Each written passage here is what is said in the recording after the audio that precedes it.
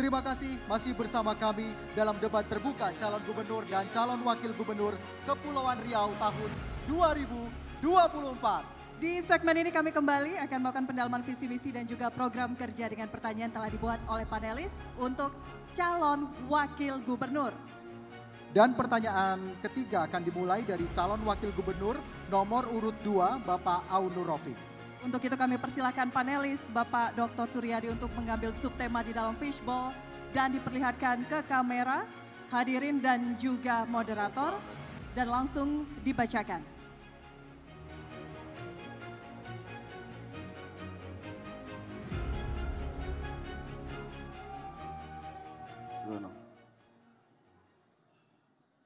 Subtema perlindungan anak, perempuan dan berkebutuhan khusus serta pemberantasan narkoba. Baik, selanjutnya kami akan mengundang panelis Bapak Dr. Suhardi Muklis untuk mengambil kode pertanyaan dari fishbowl. Setelah itu, kode pertanyaan diperlihatkan ke kamera dan juga kepada seluruh hadirin.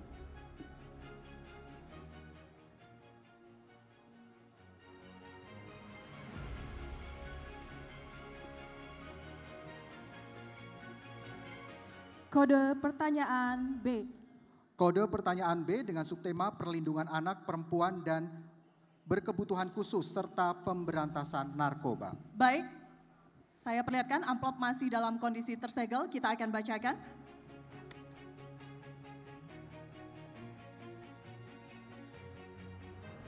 Saya akan bacakan, angka penyandang disabilitas di Provinsi Kepulauan Riau cukup tinggi. Berdasarkan data daftar pemilih tetap tahun 2024 saja, tercatat sebanyak 6.476 penyandang disabilitas di Provinsi Kepulauan Riau. Pertanyaannya, menurut pengamatan paslon, apakah saat ini pemenuhan hak penyandang disabilitas di Provinsi Kepulauan Riau sudah terpenuhi dengan baik?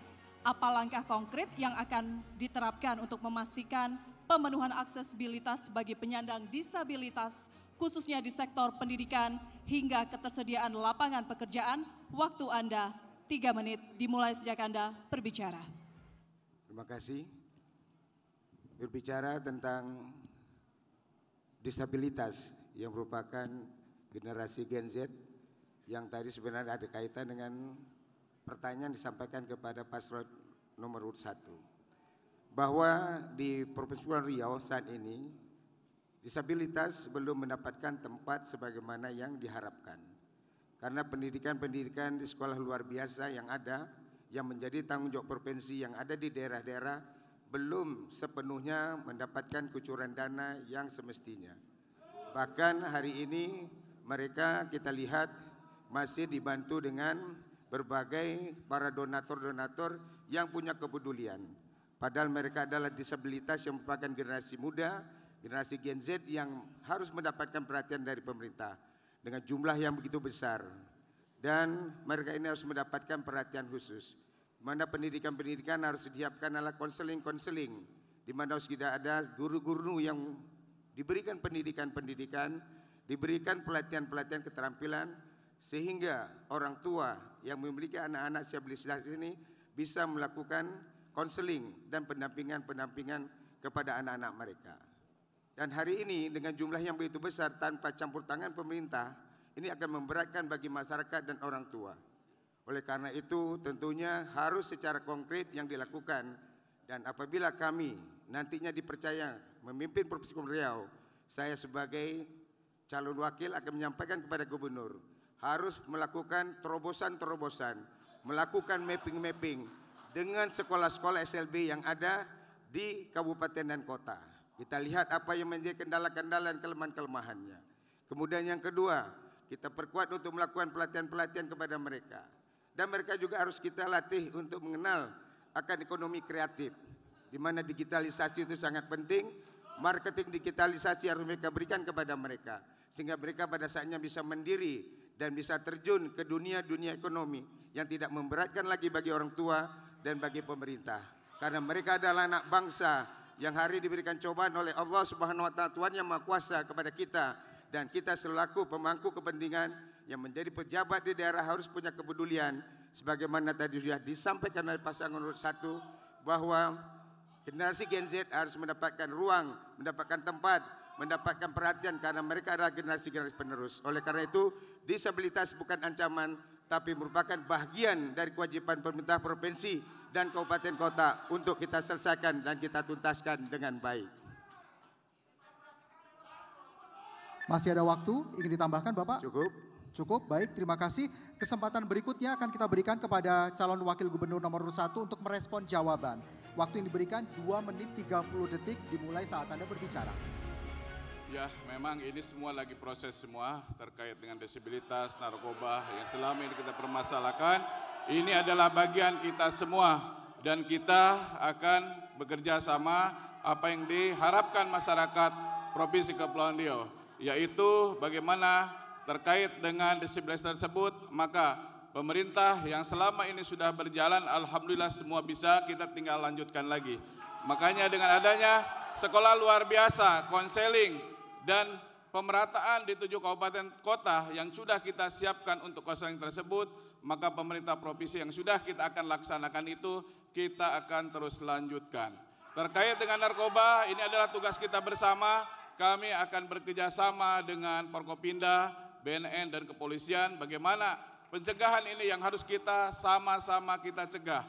Karena ini adalah bagian daripada perjuangan kita untuk memberantas dari mulai sekolah, dari dini sampai kita bagaimana permasalahan-permasalahan ini bisa kita selesaikan untuk kita bersama. Sekali lagi, apa yang kita harapkan disabilitas, pemerintah provinsi sudah menyiapkan 2% dan sudah berjalan terkait dengan PNS yang sudah berjalan ini, alhamdulillah sudah berjalan 2% dan insya Allah mudah-mudahan kita berkelanjutan dan kita proses terkait dengan disabilitas tersebut. Itu aja, terima kasih. Masih ada waktu, ingin ditambahkan? Cukup? Baik. Selanjutnya kami kembalikan kepada calon wakil gubernur nomor urut 2 untuk menanggapi respon dari calon wakil gubernur nomor urut 1. Waktu Anda 3 menit 30 detik. Kami persilakan. Pak calon wakil gubernur Pak Cabub, ini sahabat saya. Kita mungkin akan menghadapi persoalan yang sama seandainya kita ditakdirkan menjadi seorang wakil gubernur. Seorang wakil gubernur itu diberikan kewenangan-kewenangan yang dilimpahkan, baik oleh Menteri Dalam Negeri maupun sebagai gubernur yang memberikan pelimpahan wewenang kepada kita. Salah satu adalah masalah kemiskinan, masalah stunting, juga masalah pengangguran, termasuk juga masalah disabilitas. Ini menjadi domain dan menjadi koordinasi bagi kita. Oleh karena itu, apa yang disampaikan tadi, mudah-mudahan 2% yang dialokasikan oleh pemerintah provinsi pada hari ini, itu merupakan anggaran ataupun untuk peluang mereka bisa diserap bekerja di pemerintahan ataupun di bidang-bidang lain yang perlu dipertajam. Kami menyarankan insya Allah mudah-mudahan disabilitas yang ada di tempat kita yang cukup tinggi ini akan menjadi perhatian khusus bagi kita. Pelatihan-pelatihan marketing digitalisasi itu sangat penting. Apalagi tren hari ini orang belanja sudah menggunakan digitalisasi. Mereka ini harus kita latih dan perlu pendampingan-pendampingan. Mudah-mudahan kalau tadi dikatakan 2% menganggarkan untuk itu, ini dapat kita lihat bagaimana penerapannya di lapangan, implementasinya di lapangan, apakah sudah disabilitas ini mendapatkan tempat dan peluang sebagaimana yang disampaikan.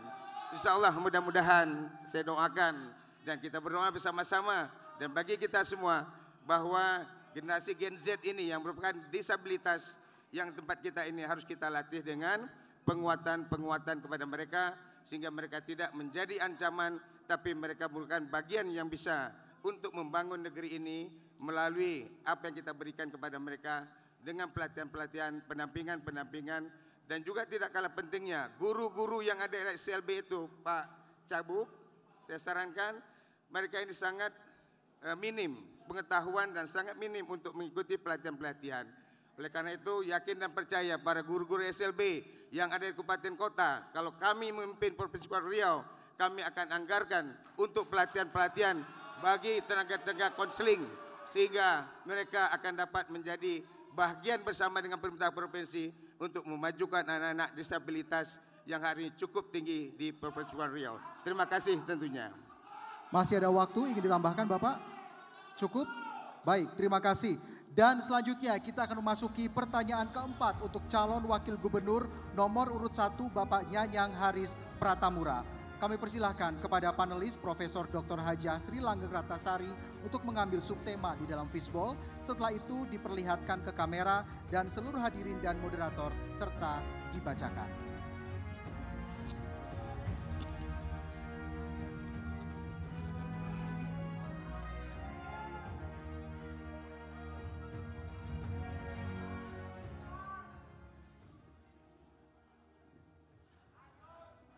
Tata kelola pemerintahan dan reformasi birokrasi.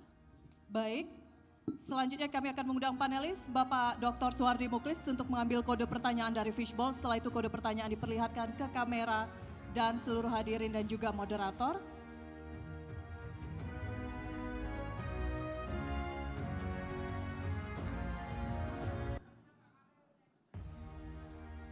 Kode pertanyaan A. Tata kelola pemerintahan dan reformasi birokrasi dengan huruf A. Amplop masih tersegel dan kami ingatkan lagi kepada calon wakil gubernur untuk mendengarkan dengan sesama karena pertanyaan akan dibacakan sekali saja dan tidak akan kami ulangi. Baik, survei KPK tahun 2023 tentang integritas di Provinsi Kepulauan Riau mengalami penurunan dibandingkan tahun sebelumnya. Hal ini menunjukkan budaya dan sistem anti korupsi yang belum sepenuhnya terbangun. Pertanyaan, bagaimana strategi paslon untuk membangun budaya anti korupsi dan juga sistem yang akuntabel di Provinsi Kepulauan Riau? Waktu Anda 3 menit dimulai sejak Anda berbicara. Yang pertama terkait dengan birokrasi yang selama ini sudah berjalan baik. Mudah-mudahan paslon Ansar Nyanyang terkait dengan sentralisasi birokrasi yang selama ini kita akan lanjutkan. Karena Ansar Nyanyang kalau kita belum lengkap kita lengkapi, yang belum sempurna kita sempurnakan, yang belum ada terkait dengan digitalisasi terkait birokratis tersebut, tidak ada lagi nanti face to face antara investasi, investor ataupun para pengusaha baik itu dalam negeri atau luar negeri yang ada hubungannya dengan investasi tersebut, dan birokrasi itu sudah tersistem di dalam digital dalam birokrasi tersebut.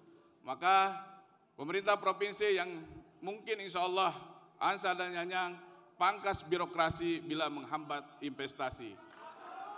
Itu yang kami akan harapkan karena ini adalah bagian yang terpenting. Ya, mulai dari 7 kabupaten kota yang akan berkoordinasi dengan pemerintah provinsi terkait dengan birokrasi tersebut, itu tidak mesti dari 7 kabupaten kota tersebut datang ke Tanjung Pinang, tetapi melalui digital itu akan langsung dan akses kepada center digitalisasi tersebut. Mudah-mudahan apa yang kita harapkan bersama yang sekarang kita belum lengkap tersebut, kita akan sempurnakan terkait dengan digitalisasi melalui birokrasi yang harapkan kita bersama, karena investasi yang selama ini Provinsi Kepulauan Riau ini belum berjalan baik, tapi kita akan berjalan dengan baik ke depannya melalui sistem yang akan kita pakai ke depannya. Mungkin itu aja, terima kasih. Cukup? Baik, selanjutnya kami berikan kepada calon wakil gubernur nomor 2 untuk merespon jawaban. Waktu Anda 2 menit 30 detik dimulai dari saat Anda berbicara. Terima kasih buat sahabatku Pak Cawagup yang ditanyakan tadi tentang turunnya survei integritas Provinsi Kepulauan Riau, di mana dari data yang disampaikan oleh tim Sugrah KPK bahwa itu di akhir tahun itu dilaporkan capaian-capaian hasil survei yang dilakukan kepada publik, dan itu disampaikan kepada kita bahwa tahun 2022 survei integritas provinsi adalah 71, sekian. Di tahun 2023 itu turun ke angka 70. Di sini dikatakan penurunan. Untuk menaikkan kembali apa yang harus kita lakukan. Dilakukan itu ada 3 hal. Yang pertama adalah secara internal. Secara internal adalah yang menjadi domainnya seorang gubernur sebagai manajerial yang menata kelola manajemen, pemerintahan dan birokrasi yang ada di provinsi, yang berkaitan tentunya dengan seluruh OPD-OPD yang ada. OPD-OPD yang ada itu dapat mengelola dengan baik anggaran-anggaran yang mereka miliki sehingga dapat dirasakan oleh publik. Itu yang pertama. Kedua, bagaimana apa yang sudah diberikan oleh pemerintah provinsi dengan tunjangan-tunjangan kinerja itu harus selaras dengan capaian-capaian kerja yang sudah dilakukan oleh masing-masing OPD. Itu yang pertama. Yang kedua, secara eksternal harus dilakukan audit tertentu yang dilakukan dengan melibatkan dari audit independen untuk melihat kinerja-kinerja dari masing-masing OPD yang ada di bawah naungan kita. Sudah sampai kemana mereka melakukan? Sudah terpuaskan layanan yang diberikan kepada masyarakat. Yang ketiga adalah untuk melakukan pendampingan dengan APH yang terkait. Yang diberikan dan dimintakan untuk mendampingi kita di provinsi, kalau kita bicara hari ini di kabupaten, kita minta pendampingan. Sehingga kalau itu sudah kita lakukan, kita tahu apa yang menjadi kelemahan kita, sehingga kalau itu sudah kita perbaiki, hasil survei integritas untuk kabupaten kota maupun provinsi pasti akan naik. Contoh, Kabupaten Karimun dari angka 75 sekarang sudah angka 79. Kota Batam sudah di angka 78. Artinya ada kenaikan integritas yang dilakukan survei independen oleh KPK, itu yang ditanyakan tadi. Terima kasih. Selanjutnya calon wakil gubernur nomor urut 1 akan menanggapi respon dari calon wakil gubernur nomor urut 2. Waktu Anda 3 menit 30 detik dimulai saat Anda berbicara. Ya, terima kasih Pak sahabat saya Pak Wagub ya. Yang tadi sesuai dengan pertanyaan kita adalah menurunnya. Maka dari sini kita persiapkan. Yang belum lengkap kita lengkapi. Yang belum sempurna kita sempurnakan. Maka dari capaian yang selama ini yang belum siap berkoordinasi dan terintegrasi tersebut, maka pasangan Ansar Nyanyang nanti berkoordinasi dengan OPD yang terkait dengan birokrasi yang selama ini belum berjalan. Nanti kita inspektorat juga akan memperlakukan dan menginspek terkait dengan apa yang belum lancar ataupun di instruksi center tersebut. Maka dari ini yang menjadi bagian daripada kita terkait dengan birokrasi ini, kita akan buat sentralisasi melalui BPMPTSP dan OPD-OPD yang terkait dengan perizinan tersebut antara dari 7 kabupaten kota dengan pemerintah provinsi dengan pemerintah pusat itu terintegrasi. Jadi terkait dengan sistem atau birokrasi yang selama ini yang akan kita lanjutkan ini, kita akan lengkapi dan kita sempurnakan. Ya, mudah-mudahan apa yang harapkan kita bersama, pasangan Ansar Nyanyang akan menyempurnakan dan menyelaraskan terkait dengan birokrasi yang terpusat satu single window system. Terima kasih. Baik, masih ada waktu? Mungkin ingin ditambahkan? Cukup? Baik. Terima kasih untuk kedua calon wakil gubernur. Sekali lagi kita berikan aplaus yang paling meriah untuk masing-masing paslon nomor urut 1 dan nomor urut 2. Hadirin dan pemirsa Trans TV dimanapun Anda berada, kita akan jeda terlebih dahulu. Dan kami akan kembali di segmen Tanya Jawab antar calon pemimpin daerah Kepulauan Riau. Ya, tetap bersama kami di debat terbuka calon gubernur dan wakil gubernur Kepulauan Riau tahun 2024.